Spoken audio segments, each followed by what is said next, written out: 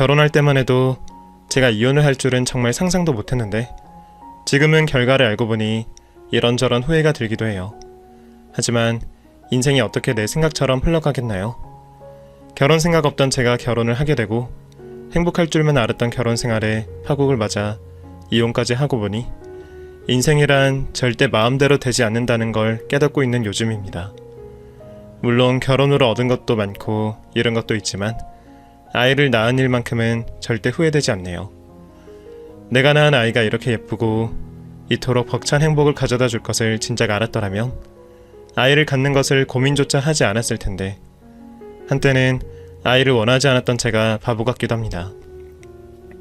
누군가는 결혼이 인생의 가장 큰 전환점이라고 말하곤 하죠. 하지만 어쩌면 제게는 임신이라는 것이 제 인생의 가장 큰 변수가 아니었을까 하는 생각이 듭니다. 제게 벌어졌던 모든 사건 사고도 그곳에서 시작되었고 지금 제 인생에 가장 잘했다 생각하는 일도 임신과 출산이었으니 말이에요. 그럼 제가 겪은 얘기를 한번 시작해 보도록 할게요.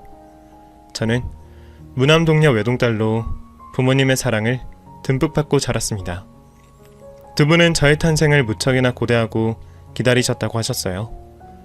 그렇게 바라고 바라셨던 아이를 갖게 된 저희 부모님은 저를 위해 늘 물심양면 애써주셨습니다.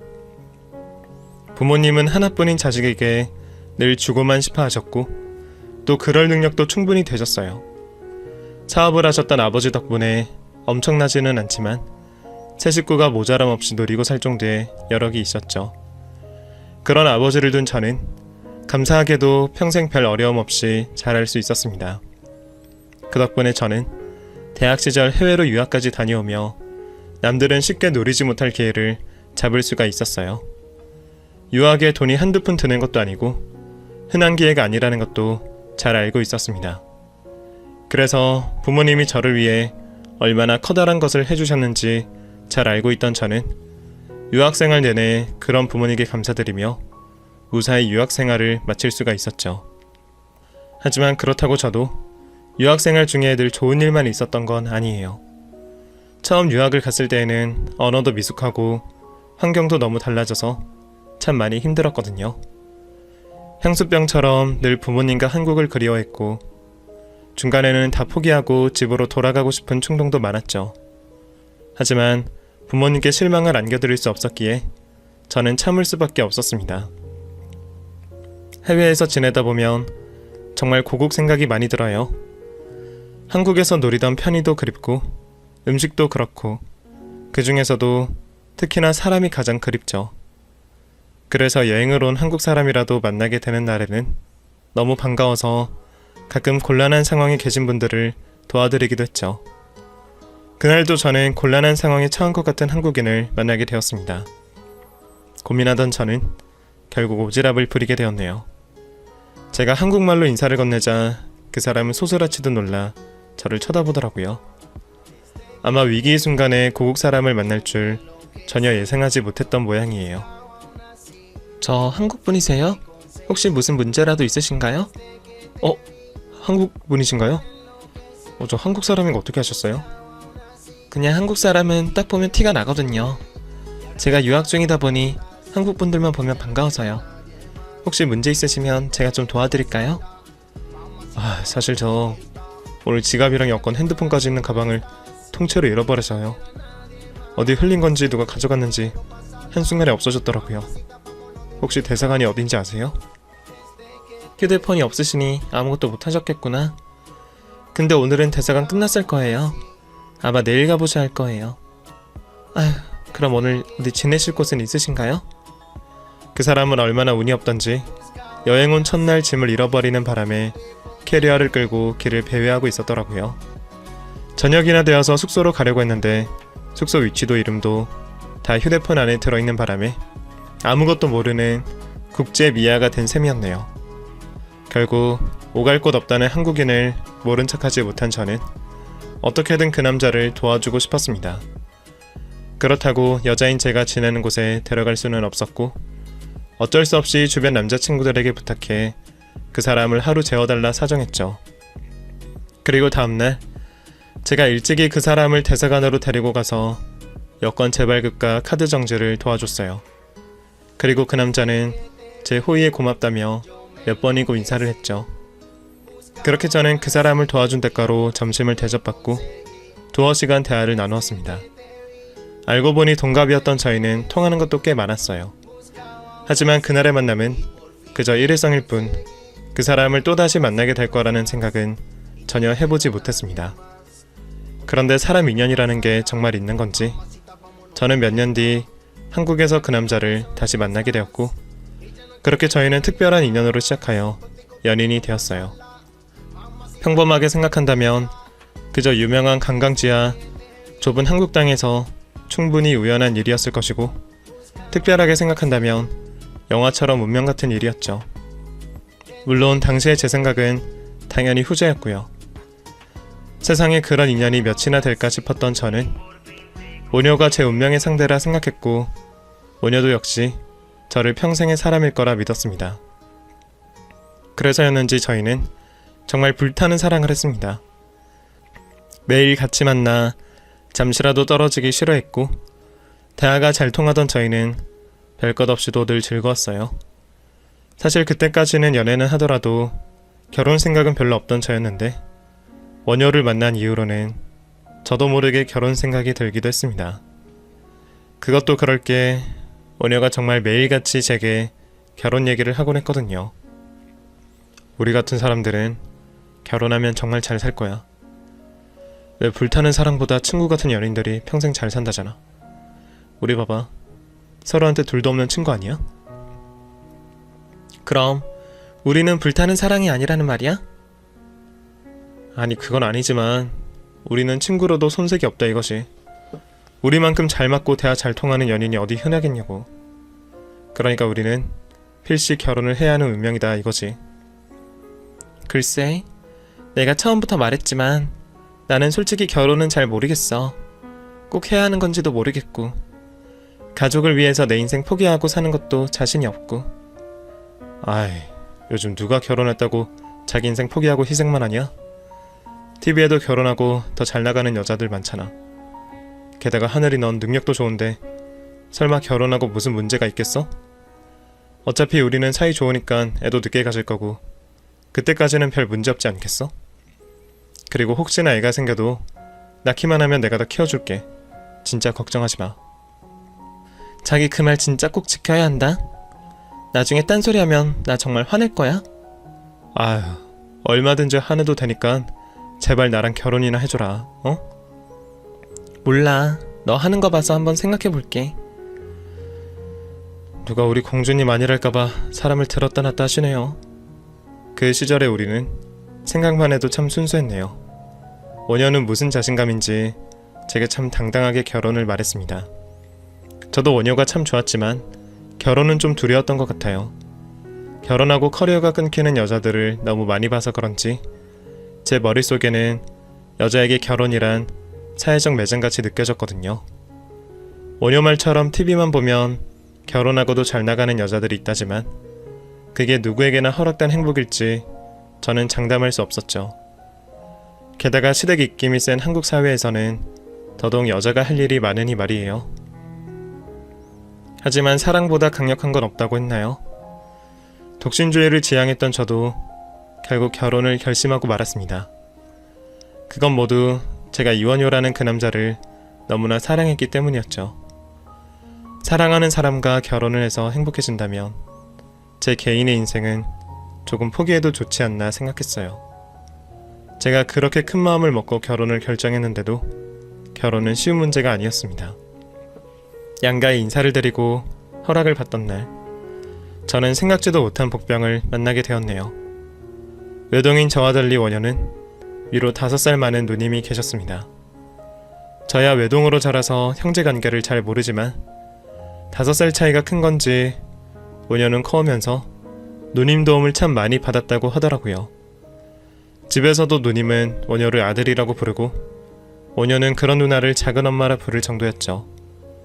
처음에 저는 남매 간의 사이가 참 돈독하다 싶어서 좋게만 생각했어요. 가족이야 화목한 게 좋을 거고 여자 형제가 없는 남자들보다 여성에 대한 이해도가 높을 거라 생각했거든요.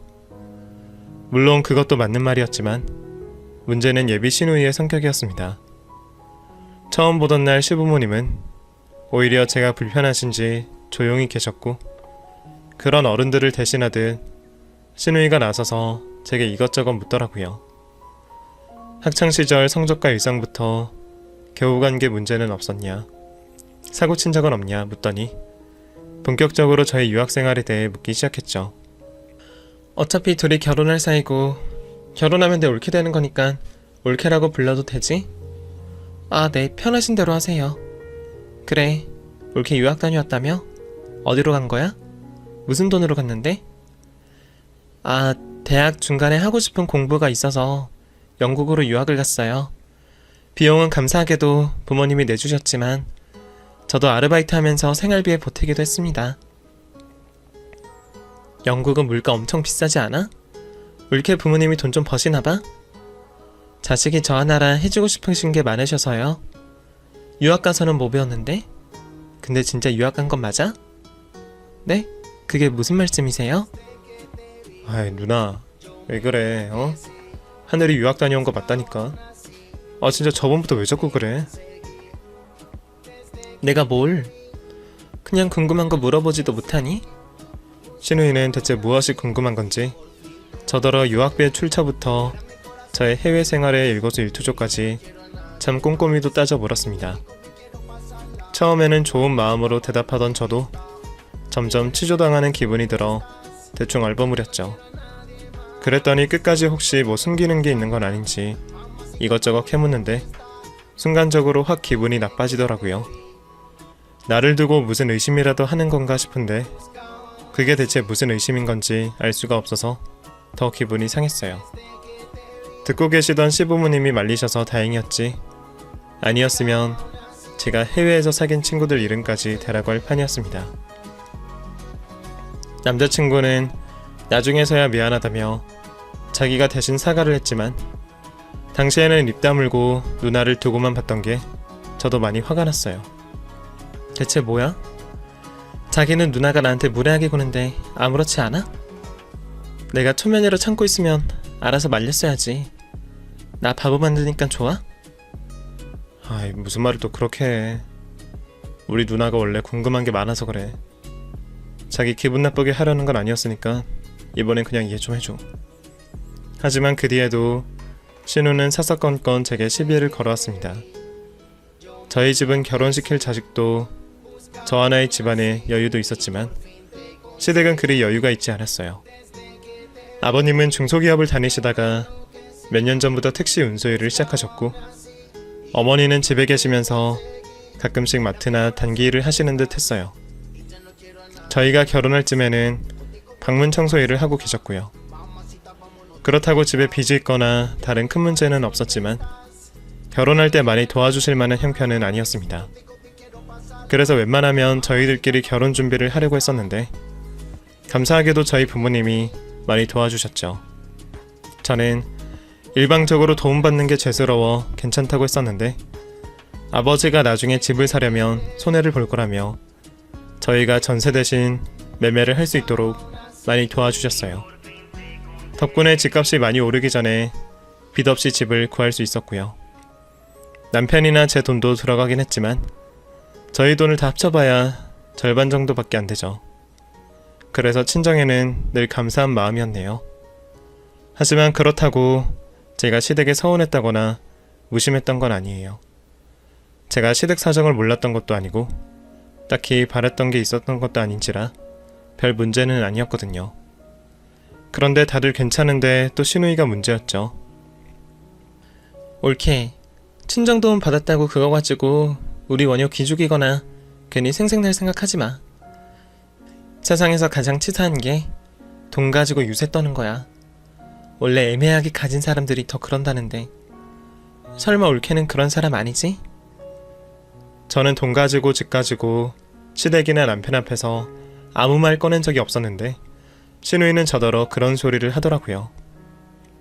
차라리 감사한 마음으로 둘이 잘 살으라 말했으면 얼마나 고마웠을까요? 하지만 시누는 이후에도 제가 뭐를 할 때마다 질투를 하고 회방을 놓았습니다. 처음에는 시누이 텃세인가 생각했는데 아무래도 저를 질투를 하는 것 같더라고요. 올케, 뭐 한다고 예식장을 그렇게 큰 곳을 잡아?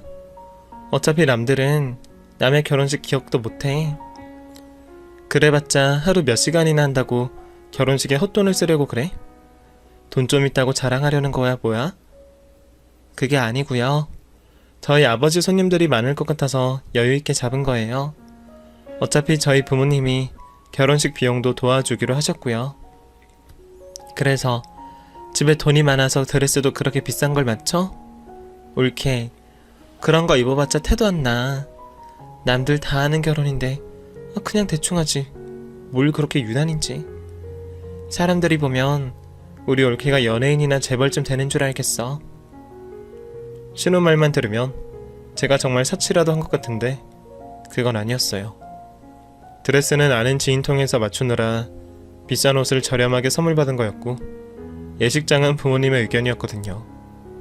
그 뒤로도 신우는 저희 예물, 신혼살림 하나하나 가격을 캐묻고 늘 따져 물었습니다. 그리고 꼭 제 흉을 빼놓지 않았죠. 역시 졸부가 괜히 졸부는 아니구나. 원래 진짜 부자들은 자린고비처럼 아끼고 산다던데. 올케네 집에서 돈 쓰는 거 보면 세상에서 제일 가는 재벌인 줄 알겠어. 형님, 저한테 자꾸 왜 그러세요? 혹시 부러우셔서 그러세요? 이거 다 해봤자 형님 생각만큼 비싸지 않아요. 어머님, 아버님이랑 형님 해드린 선물 합친 것보다 쌀걸요? 그땐 비싼 게 역시 좋다면서 좋아하시더니 왜 그러세요? 형님이 부러우셔서 자꾸 그러시는 거면 제가 다음에 해드릴게요.